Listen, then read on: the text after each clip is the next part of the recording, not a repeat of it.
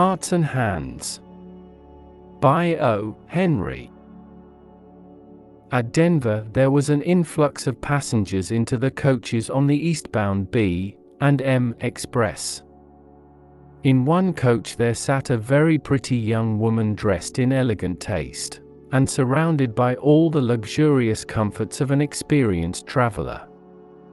Among the newcomers were two young men, one of handsome presence with a bold, frank countenance and manner, the other a ruffled, glum-faced person, heavily built and roughly dressed. The two were handcuffed together. As they passed down the aisle of the coach, the only vacant seat offered was a reversed one facing the attractive young woman. Here the linked couple seated themselves. The young woman's glance fell upon them with a distant, swift disinterest. Then, with a lovely smile brightening her countenance and a tender pink tinging her rounded cheeks, she held out a little gray-gloved hand. When she spoke, her voice, full, sweet, and deliberate, proclaimed that its owner was accustomed to speak and be heard. "Well, Mr. Easton, if you will make me speak first, I suppose I must. Don't you ever recognize old friends when you meet them in the West?" The younger man roused himself sharply at the sound of her voice, seemed to struggle with a slight embarrassment which he threw off instantly, and then clasped her fingers with his left hand. "It's Miss Fairchild," he said, with a smile. "I'll ask you to excuse the other hand, it's otherwise engaged just at present." He slightly raised his right hand, bound at the wrist by the shining bracelet, to the left one of his companion. The glad look in the girl's eyes slowly changed to a bewildered horror. The glow faded from her cheeks. Her lips parted in a vague, relaxing distress. Easton, with a little laugh, as if amused, was about to speak again when the other forestalled him. The glum-faced man had been watching the girl's countenance with veiled glances from his keen, shrewd eyes. "You'll excuse me for speaking, miss, but I see you're acquainted with the marshal here. If you'll ask him to speak a word for me when we get to the pen, he'll do it, and it'll make things easier for me there.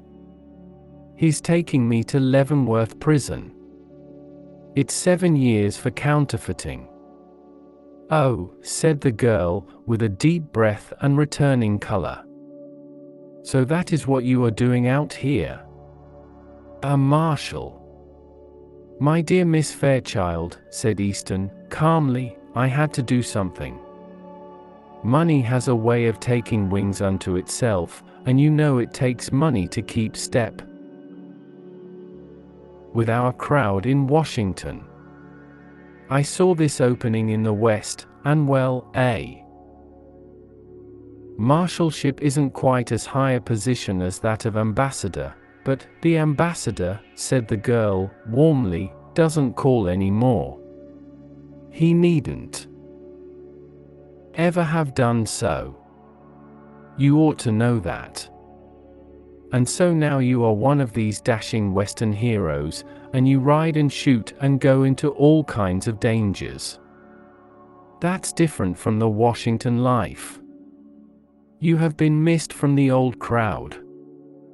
The girl's eyes, fascinated, went back, widening a little, to rest upon the glittering handcuffs. "Don't you worry about them, miss," said the other man. "All marshals handcuff themselves to their prisoners to keep them from getting away. Mr. Easton knows his business."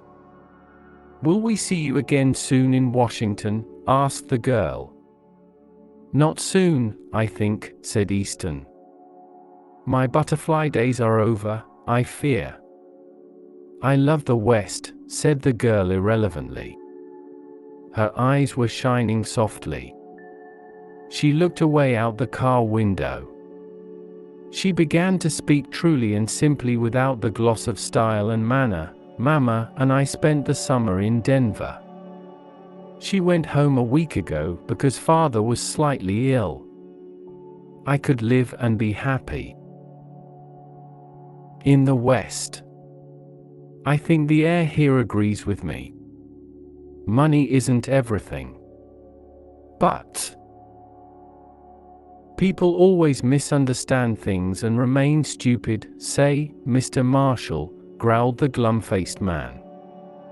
This isn't quite fair. I'm needing a drink and haven't had a smoke all day. Haven't you talked long enough? Take me in the smoker now, won't you? I'm half dead for a pipe. The bound travelers rose to their feet, Easton with the same slow smile on his face. I can't deny a petition for tobacco, he said, lightly. It's the one friend of the unfortunate. Goodbye, Miss Fairchild. Duty calls, you know.